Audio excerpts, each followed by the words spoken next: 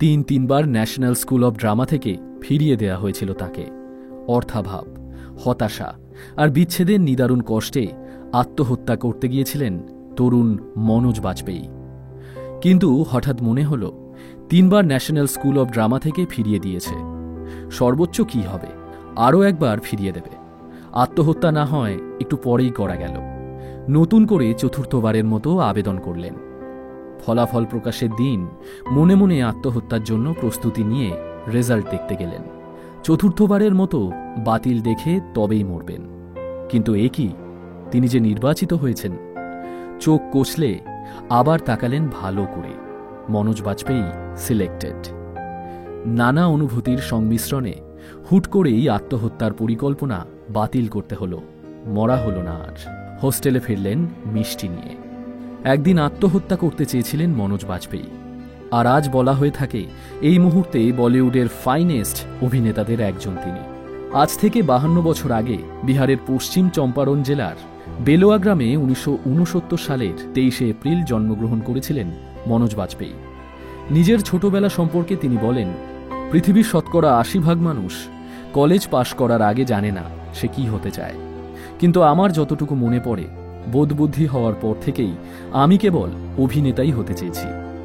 বাবার সঙ্গে যখন মাঠে চাষ করতে যেতাম, তখন মনে হতো আমি কৃষকের অভিনয় করছি।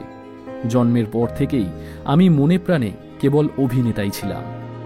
মনে অভিনেতা হওয়ার এই খোরাক নিয়েই 17 বছর বয়সে একটা বাক্সতে জামা কাপড় নিয়ে বাবা মাকে প্রণাম করে বলেন, আমি দিল্লি যাচ্ছি বলেই এক বন্ধুর সঙ্গে ট্রেনে চেপে বসেন।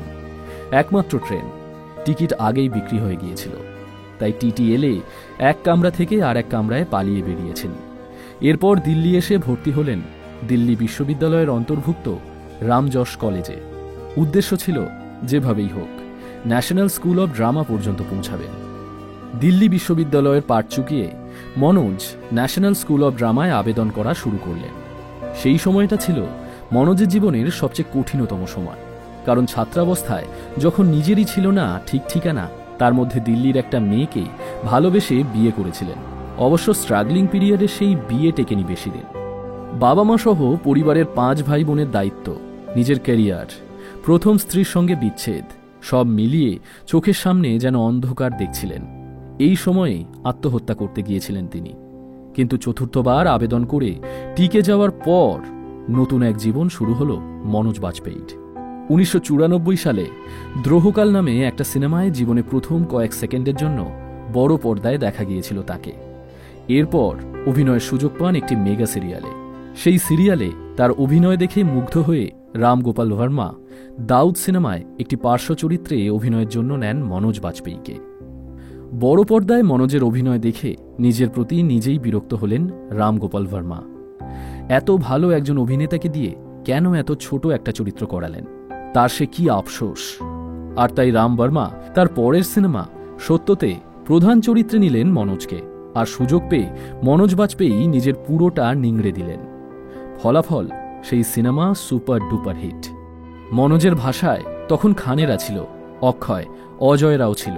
কিন্তু গুগল করলে দেখবেন 1998 সালে কেবল একটা ছবি নিয়েই আলোচনা হয়েছে, আর সেটা সত্য। মূলত এই ছবিটাই ছিল মনোজের ক্যারিয়ারের মোড় ঘুরিয়ে দেওয়া ছবি। আর এই ছবির মাধ্যমে কাজ পাওয়ার জন্য মনোজের সংগ্রাম শেষ হল। তবে সবচেয়ে অবাক করা বিষয় হল, প্রথম ছবিতেই তিনি পেয়ে গেলেন জাতীয় চলচ্চিত্র পুরস্কার, ফিল্মফেয়ার সহ আরও অনেক পুরস্কার। এরপর একের পর এক সিনেমার প্রস্তাব আসতে লাগল। মাথা ঠান্ডা রেখে মনোজ না বলতে শুরু করলেন। কারণ শুরু থেকেই তিনি জানতেন তিনি কোনো রেসের ঘোড়া নন। তিনি শুধু নিজেকে অভিনেতা পরিচয় দেওয়ার জন্য যা দরকার সেটাই করতে শুরু করলেন।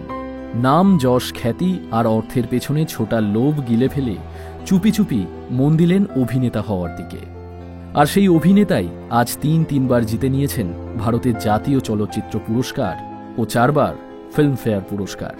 এর বাইরেও শিল্পকলায় অবদানের জন্য 2019 সালে তিনি ভূষিত হয়েছেন ভারতের 4র্থ সর্বোচ্চ বেসামরিক সম্মাননা পদ্মশ্রী পুরস্কারে।